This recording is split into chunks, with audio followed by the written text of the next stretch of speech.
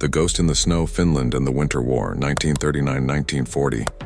In the winter of 1939, the world watched in astonishment as the Soviet Union, a colossal industrial and military powerhouse under Joseph Stalin, launched a massive three-pronged invasion against its tiny, newly independent neighbor, Finland. The Soviet goal was simple: to seize territory vital for the defense of Leningrad and integrate Finland into the Soviet sphere. The military disparity was staggering. The USSR deployed over 1 million troops, thousands of tanks, and a vast air force, while Finland mustered barely 250,000 men, almost no armor, and a handful of outdated aircraft. This was supposed to be a swift, triumphant military parade, a conflict so uneven it was dubbed a training exercise. Yet what followed was one of the most brilliant and bloody defensive stands in modern military history. The Winter War offers a timeless masterclass in asymmetric warfare and the devastating power of strategic adaptation against overwhelming conventional might. Finland could not win by trading blows. It had to win by making the invasion prohibitively costly, exploiting every environmental and psychological advantage available. The first Finnish strategic brilliance was exploiting the terrain and climate. The harsh Arctic winter, with temperatures plunging to 40 degrees Celsius, was the Finns' greatest ally. Soviet doctrine relied on massed formations, road networks, and supply trucks, all of which were paralyzed by the deep snow and freezing cold. The Finns, expert skiers and woodsmen, moved silently through the trackless forests, turning the vast, desolate landscape into a lethal trap for the invaders. This mastery of the environment led to the development of the infamous Mati tactic. A Mati, Finnish for a bundle of firewood, was a small, isolated pocket of encircled Soviet troops. The Finns did not attempt to defeat the main Soviet columns head-on. Instead, they focused on disrupting supply lines, destroying field kitchens, fuel trucks, and medical transports. Once cut off, the main Soviet columns, freezing and starving, were broken down into smaller, more manageable groups, Matis, that were then systematically eliminated by highly mobile Finnish ski troops. These isolated groups became logistical nightmares for the Soviets and psychological victories for the Finns.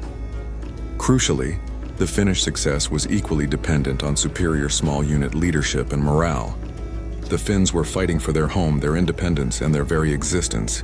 This high morale contrasted sharply with the Soviet Red Army, which had been decimated by Stalin's purges in the late 1930s, leading to poor and often incompetent senior leadership. Furthermore, Soviet propaganda had led the soldiers to believe they would be welcomed as liberators. Instead, they met ferocious, skilled resistance, crushing their morale. The Finns perfected the art of the guerrilla sniper, none more famous than Simo Häyhä, the White Death, who became a legendary symbol of individual effectiveness against overwhelming numbers. While Finland was ultimately forced to sue for peace and ceded significant territory in the Moscow Peace Treaty of March 1940, their defense was a profound strategic victory. They inflicted staggering losses. Estimates suggest up to 4 times the casualties suffered by the Finns, and more importantly, they secured their independence, proving that size does not guarantee victory. The Winter War exposed the deep rot and incompetence within the Soviet military leadership to the entire world, a factor that would heavily influence Hitler's decision-making in 1941. It was the ultimate demonstration of how motivation, adaptability, and mastery of the environment can successfully redefine the odds of war. The fury of the small. Greek city-states versus the Achaemenid Empire, 480 BCE. Long before modern nations formalized the concept of asymmetric warfare, the ancient world witnessed the ultimate clash between a nascent, decentralized civilization and the largest, most centralized military power on Earth. In 480 BCE, the Achaemenid Persian Empire, led by King Xerxes I, launched the second invasion of Greece. Xerxes commanded a force of truly colossal proportions. Historians debate the exact numbers, but contemporary accounts estimated hundreds of thousands of soldiers and a massive fleet of over 1,000 warships. Arrayed against this superpower was a loose coalition of independent, rivalrous Greek city-states, primarily Athens and Sparta, whose combined forces were dwarfed by the Persian army. The successful Greek defense of their homeland offers a profound historical lesson. Strategic victories against overwhelming numbers are achieved by forcing the enemy to fight on terrain and conditions where their numerical superiority is irrelevant or even detrimental. The Greeks, though few, understood that they could not defeat the Persian juggernaut in the open field.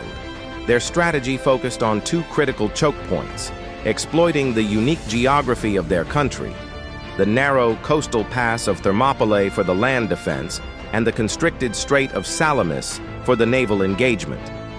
Thermopylae, the hot gates, served as the initial stalling action.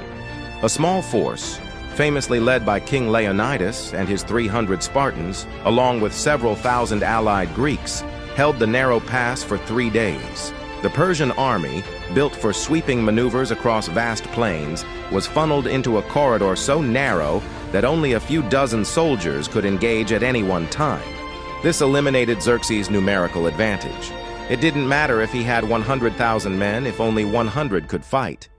Though eventually outflanked and defeated, the action bought crucial time for the rest of Greece and shattered the myth of Persian invincibility.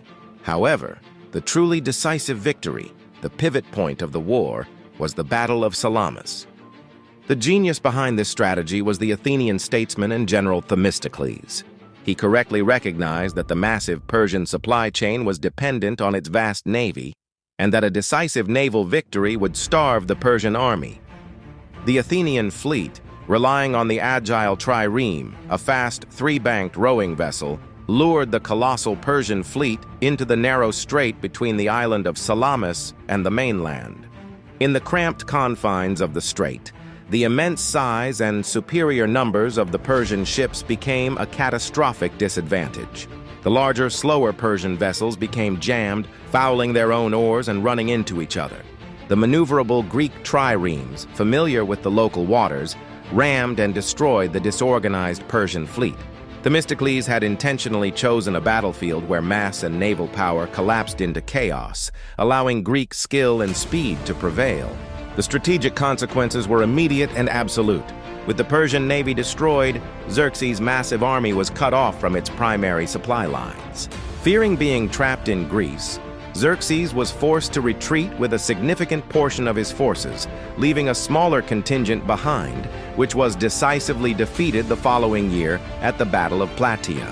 The Greeks did not possess a unified command, a grand treasury, or a professional standing army equivalent to the Persians.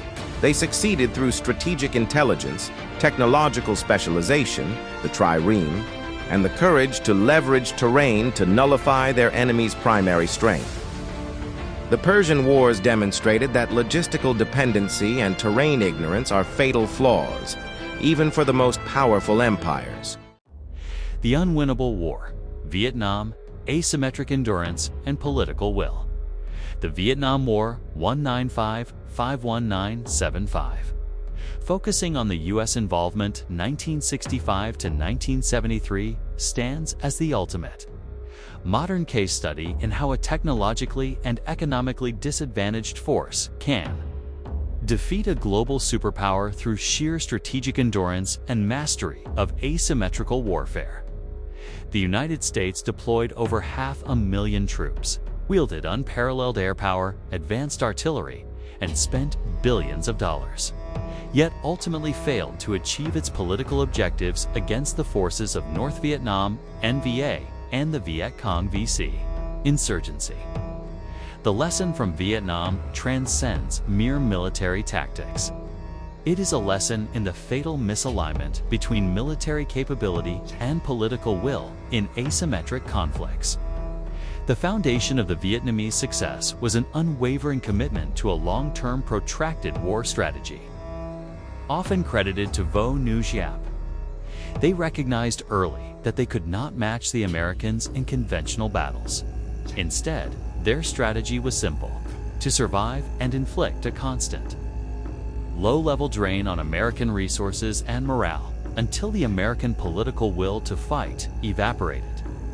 For the Vietnamese, victory was defined not by conquering territory, but by making the war last indefinitely. The primary tactical tool was the masterful application of guerrilla warfare and integrated defense. The Viet Cong seamlessly blended with the civilian population, using their knowledge of the dense jungle and rural terrain to their advantage. They avoided large set-piece battles where American firepower would be decisive, preferring small unit ambushes, booby traps, and hit-and-run attacks. This forced the large American forces into a frustrating and costly war of attrition, fighting an enemy they often could not find.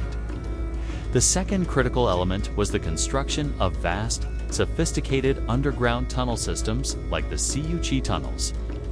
These networks provided secure bases for operations, logistics, communication, and medical care, effectively nullifying American air superiority and rendering conventional search and destroy missions deeply problematic and dangerous. The tunnels and the Ho Chi Minh Trail's vast, hidden logistical supply network represented the Vietnamese genius for adapting the landscape to negate the enemy's technological edge. The pivotal strategic turning point was arguably the 1968 Tet Offensive.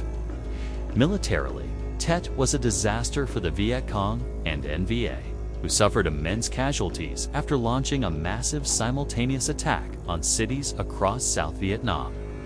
However, Tet was an overwhelming political and psychological victory for the North.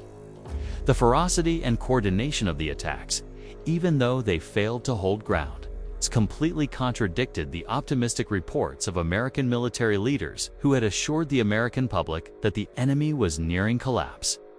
The resulting credibility gap severely damaged public support for the war in the U.S., leading to massive anti-war protests and solidifying the political decision to begin withdrawing troops. The United States possessed the ability to destroy Vietnam many times over, but it lacked the political and social tolerance for an endless stream of casualties in a distant, morally complex conflict. The Vietnamese, fighting a total war for national independence, had a political objective that was simple and existential. The Americans, fighting a limited war to prevent the spread of communism, had an objective defined by geopolitics, not survival. The Vietnamese understood that in asymmetric conflict, political will and social resilience are the ultimate weapons of attrition, and they successfully transferred the battlefield burden from the jungle to the living rooms of America. The U.S. failed because, unlike their enemy, they could not afford the price of endless war. The Last Bastion, the Great Siege of Malta, and the Will of the Knights 1565. In 1565, the tiny, strategically vital island of Malta became the epicenter of the colossal, centuries-long struggle between Christian Europe and the expansive Ottoman Empire. At its peak, the Ottoman Empire commanded the Mediterranean, and Sultan Suleiman the Magnificent aimed to eliminate the last major Christian stronghold in the region.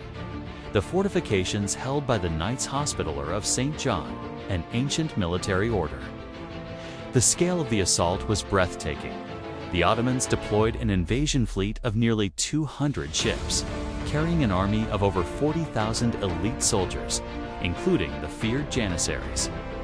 Defending Malta were fewer than 8,000 men, including approximately 600 knights and local Maltese forces.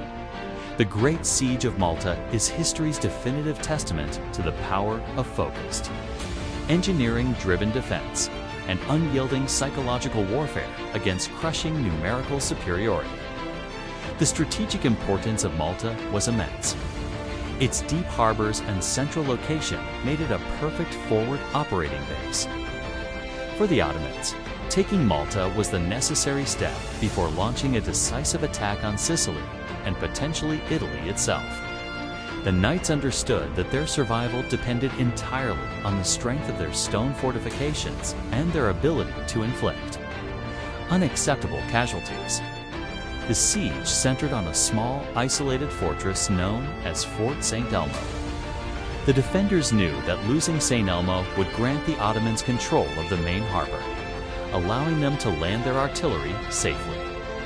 Against all odds, the handful of defenders' knights, Spanish soldiers, and Maltese volunteers held the fort for over a month against relentless bombardment and massed assaults. The resistance was fanatical. When the Ottoman forces finally took the rubble of St. Elmo, they had paid a devastating price, suffering an estimated 6,000 losses, including their most experienced troops. Crucially, the 31 days gained at St. Elmo consumed precious summer months and demonstrated the impossible difficulty of the task ahead. The main defense then retreated into the twin fortified cities of Birgu and Sanglia. Under the resolute leadership of the 70-year-old Grand Master, Jean Parasot de Valette. The knights excelled at defensive engineering, constructing elaborate trenches, strengthening walls, and utilizing the natural rocky terrain to their advantage. They endured continuous cannon fire, mining attempts, and direct assaults. However, the factor that truly defeated the Ottomans was psychological attrition. The sheer tenacity and willingness of the defenders to die rather than surrender decimated Ottoman morale.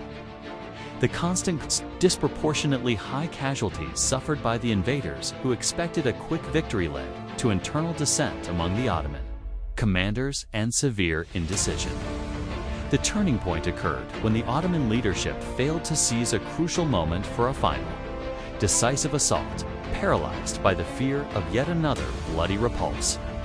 By early September, after nearly 4 months of intense fighting, the Ottoman command, exhausted, plagued by disease, and running critically low on supplies, made the fateful decision to retreat.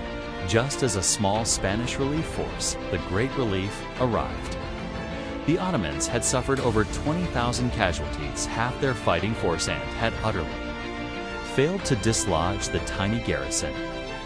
The Great Siege of Malta proved that strategic geography, defensive engineering, and unwavering collective morale can be superior to overwhelming numerical force.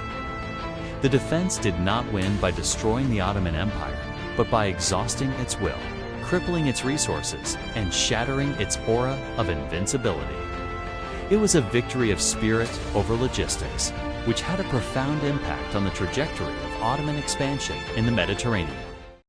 The logistics of ruin, Saladin, Hattin, and the thirst for victory, 1187. The Crusader states, established in the Levant following the First Crusade, represented a complex, often politically fractured Western presence deep within the Islamic world. For almost a century, the Kingdom of Jerusalem maintained a precarious existence. Relying on European reinforcement, massive fortified castles, and the inability of their Muslim neighbors to unite. The strategic balance was decisively shattered in 1187 by Saladin, the Sultan of Egypt and Syria, whose disciplined, unified forces, though not overwhelmingly larger than the combined Crusader armies, Navet, Mave Rise, Ave Ramis delivered, at the Battle of Hattin. While not a typical small force defense, that one against a superpower. Hattin is a crucial study in asymmetric warfare because it demonstrates how a strategically brilliant commander can turn the strengths of a larger, wealthier, yet logistically dependent enemy into its most fatal vulnerability. Saladin defeated the Kingdom of Jerusalem not just with swords, but with sun, terrain, and superior planning.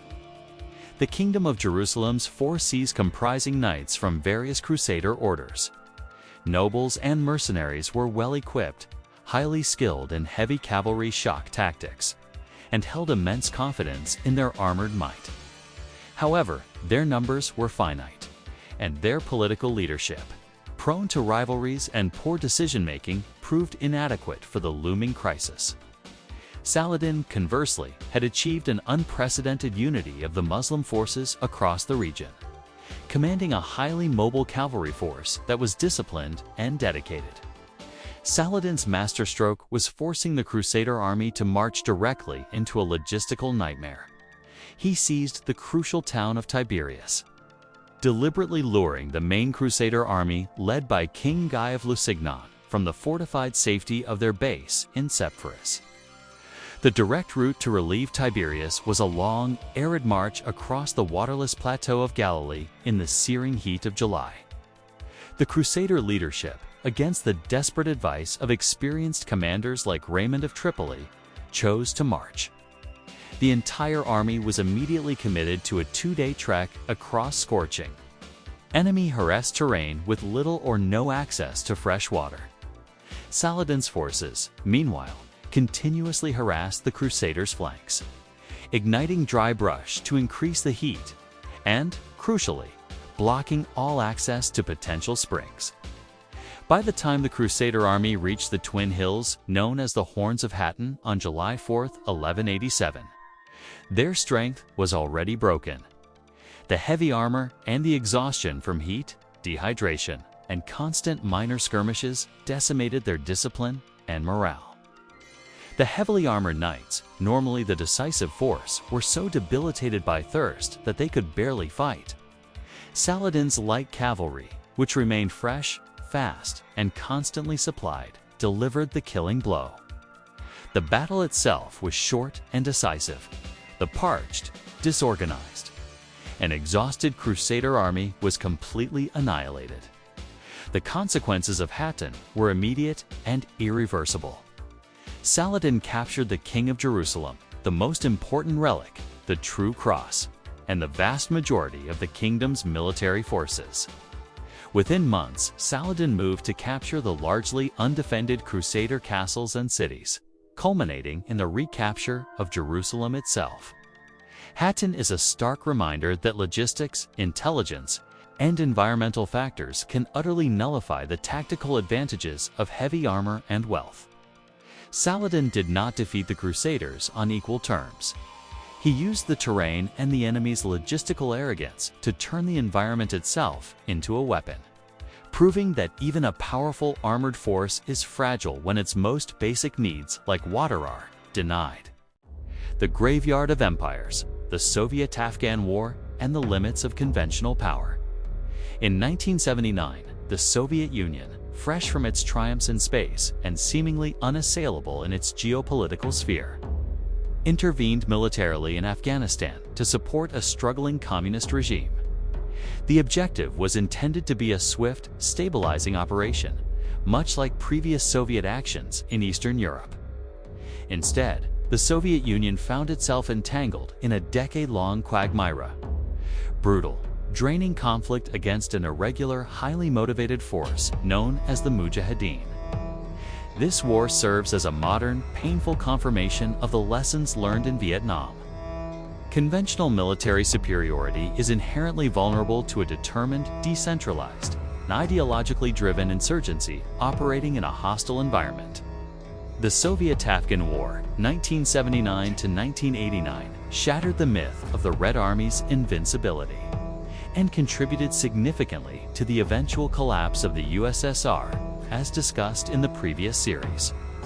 The Mujahideen, a loose collection of tribal and religious resistance fighters, managed to achieve what seemed impossible, forcing the withdrawal of one of the world's two superpowers. The first critical factor in the Soviet failure was the Afghani terrain and its human element. Afghanistan's mountainous, remote, and tribal landscape is notoriously difficult to conquer, a factor that earned it the moniker, the graveyard of empires. The Soviet forces, built for rapid, large-scale maneuver warfare on the plains of Central Europe, were paralyzed by the unforgiving mountain passes, deep valleys, and the lack of navigable roads. This environment made large-scale conventional operations inefficient and exposed Soviet logistics lines to constant, low-level harassment. The Mujahideen, conversely, were masters of the high terrain. They were deeply familiar with the remote valleys, traditional supply routes, and local support networks.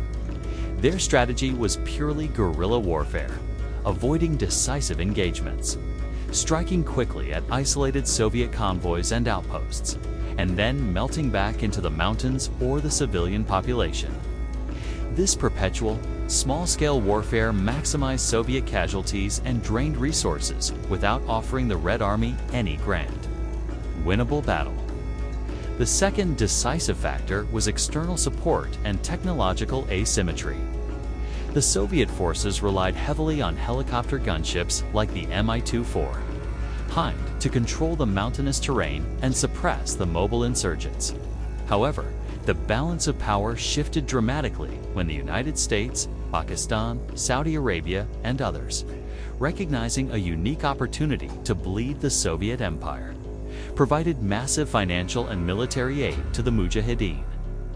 The most consequential weapon supplied was the FIM-9 Stinger surface-to-air missile. The introduction of the Stinger missile in the mid-1980s instantly nullified Soviet air superiority. Helicopters and low-flying jets, previously invulnerable, became high-risk assets. This forced Soviet operations back onto the dangerous roads and ground routes, further increasing their vulnerability to ambushes and mines.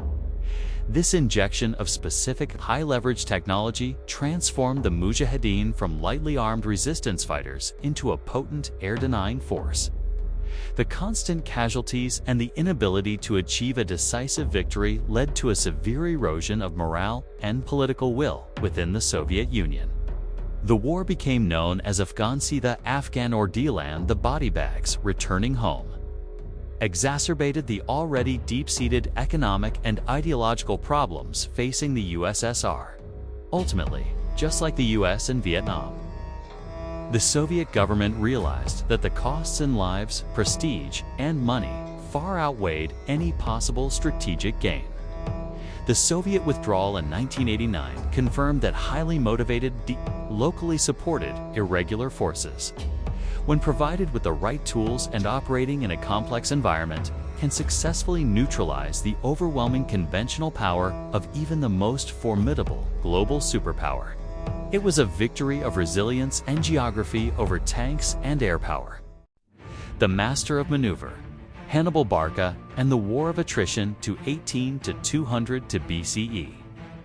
The Second Punic War is not a story of a small nation defending its soil, but a story of a single, brilliant commander, Hannibal Barca of Carthage, who, with a relatively small, highly mobile, and multi-ethnic army, managed to hold the mighty Roman Republic hostage on its own Italian peninsula for over 15 years. At the time, Rome was rapidly consolidating its control over Italy and the Mediterranean, possessing a seemingly limitless reservoir of manpower and an unwavering political structure.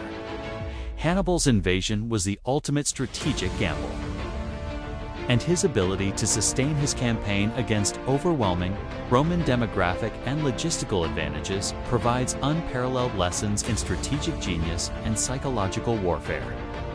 The central lesson of Hannibal's war against Rome is the profound impact a single, unified, brilliant military commander can have when leveraging tactical innovation, political opportunism, and information warfare against a vast, bureaucratic superpower.